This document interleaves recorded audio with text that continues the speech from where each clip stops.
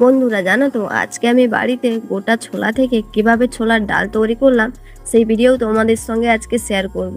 আমি অনেকক্ষণ থেকেই কাজ করছিলাম, বাট হঠাৎ করে মনে পড়ে গেল করছি যখন তাহলে তোমাদের সঙ্গেও একটু শেয়ার করি, তাই পট করে ক্যামেরা অন করে দিয়েছি।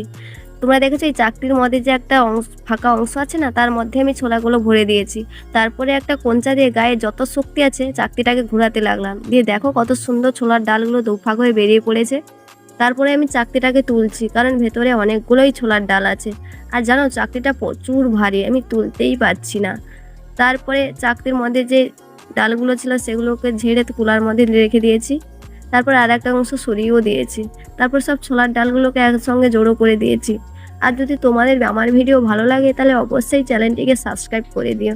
তারপরে পালহাতে লাগলাম, দেখো পালহাতে ছোলার খোসাগুলোকে আমার সামনে চলে এসে, তো সেগুলোকে আমি ফেলে দিচ্ছি।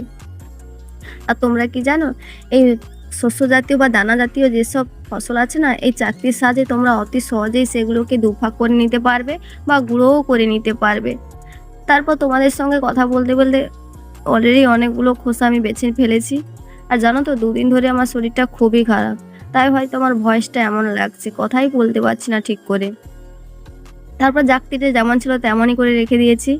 আর ফাইনালি দেখো আমার ছোলার ডাল রেডি হয়ে গেছে। আর যদি তোমাদের আমার ভিডিও ভালো লাগে তাহলে অবশ্যই কমেন্ট করে দিও। ধন্যবাদ।